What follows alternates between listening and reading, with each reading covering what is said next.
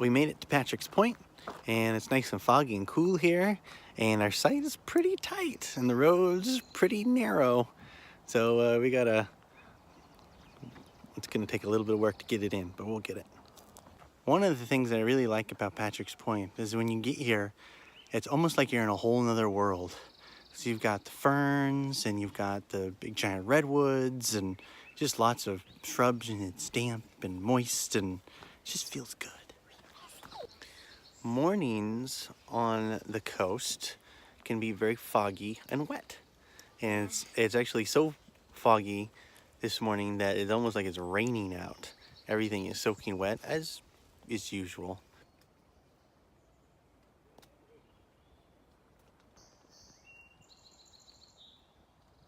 The Native Americans in this area are the Yurok, and this is the Sumac village here. It was built so that the Native Americans could still have a place where they could come and practice their traditions and their rituals and dances and stuff. And so there are different buildings here, and we try and be respectful of their buildings and their sacred places as we're here and learning about their culture. So apparently the Yurok were much smaller or much more agile than I am, because the entrance to their huts and houses and stuff are these little holes which you have to climb into, and I'm not very flexible, so it's difficult for me to get in there.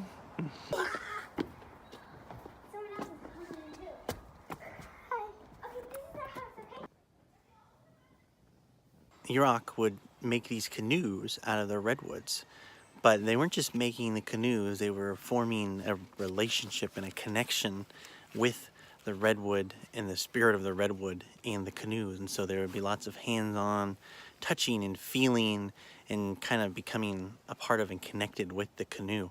And they would actually design them with human elements on the canoe. So there's part of it that has human parts on the front. It's got little globules that are like kidneys, and another part that's like the heart in the back. And the idea was that they would form a connection with the canoe because it was the vehicle in which they traveled up and down the rivers, which were the lifeblood of trade and community for the Native Americans.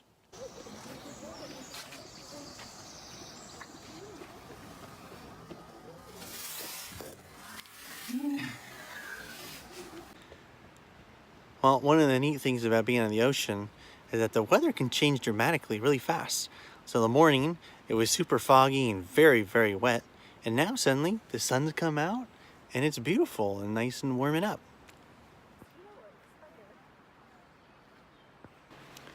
Well, now we are hiking down to the tide pools. There's a really good tide pooling spot, and it is low tide at about 4 o'clock. So we'll be there just a little bit before low tide to check out tide pools and see what we can find here at the ocean at Patrick's Point.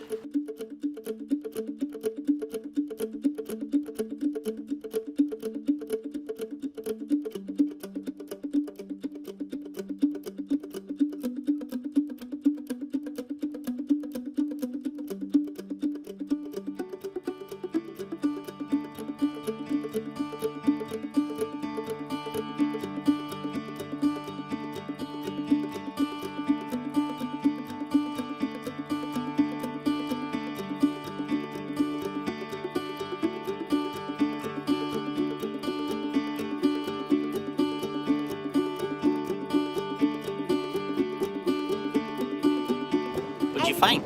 I found... What are they? What kind of shells? This is... What is this? I think it's a mussel. A mussel. And what's this? A bigger mussel. A mussel.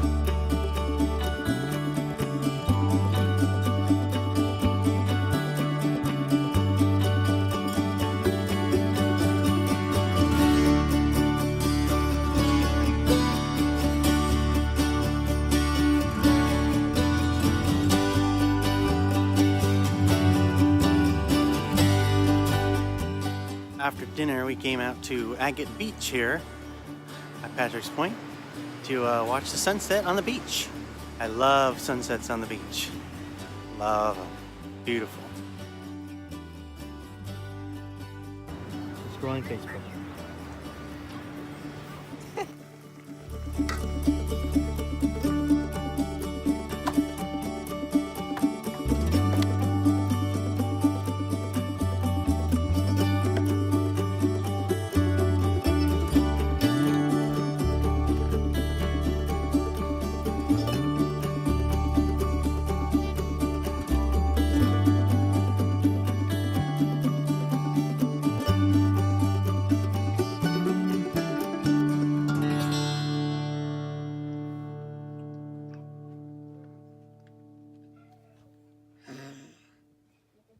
Today at Patrick's Point, we're going to leave Patrick's Point for the day and go up to the Redwoods and explore Lady Johnson Grove Redwoods and maybe hit the visitor center up there. Breakfast, oatmeal, because the kids were complaining about having eggs too often. I like eggs.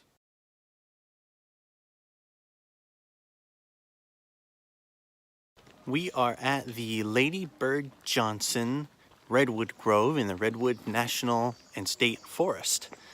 And we're gonna hike along the trail here and see what kind of redwoods we can find. And Maddie's gonna hop behind us.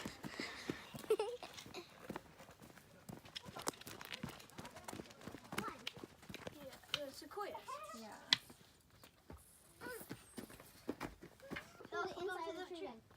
We're finishing the tree. Where are we going? The redwoods in this particular grove are all about 600 to 800 years old. Very old. But some of the redwoods can live to be thousands of years old.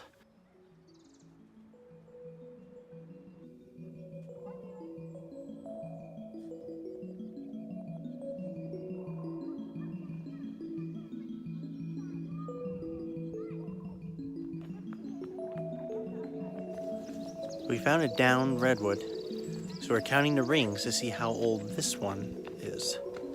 We're trying anyway. There's a lot of rings.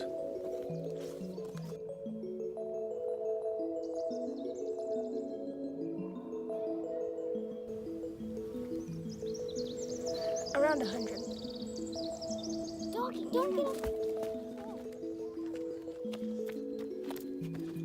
Right now I'm standing in front of a giant tree and it looks amazing. I have not tried counting the trees though, because there's so many that it's impossible to count them all. 1, 2, 3, 4, 5, 6, 7, 8, 9, 10, 11, 12, 13, 14, 15, 16, 17, 18, 19, 20.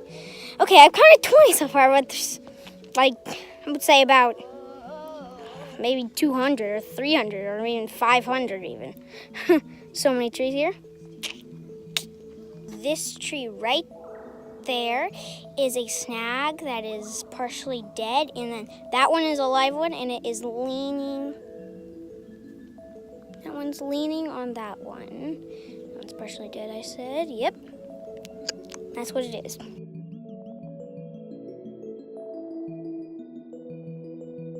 The redwood trees have cones that produce hundreds of seeds. They also have these root collar burls that have in them buds, and when it gets really hot or bad weather or the tree gets sick, they open up and release the buds.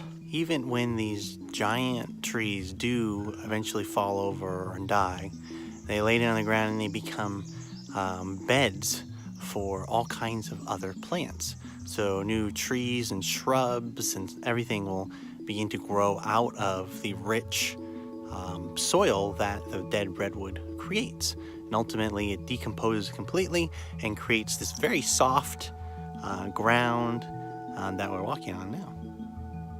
Being around these monolith of trees that live for 600, 800, 2,000 years.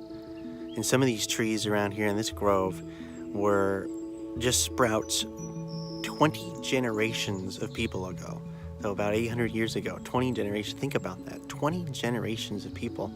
And it makes me think about my life and how it's so precious and so short, especially compared to things like these giant trees that live for so long.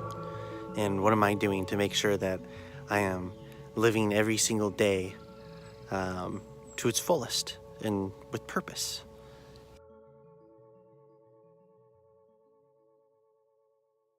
Well, this morning started out actually pretty sunny, but the fog has begun to roll back in a wet mist.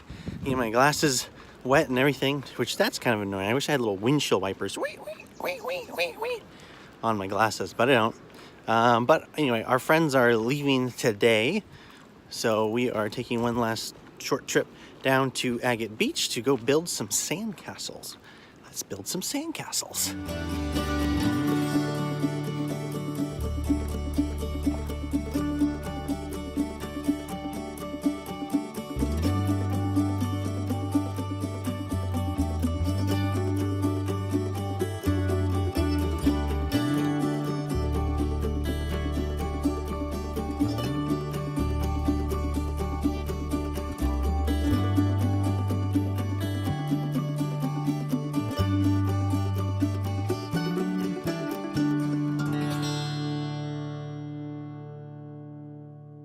The problem with being at the coast when it's really wet and rainy and foggy, it's not really raining, it's just lots of fog, is you get all wet.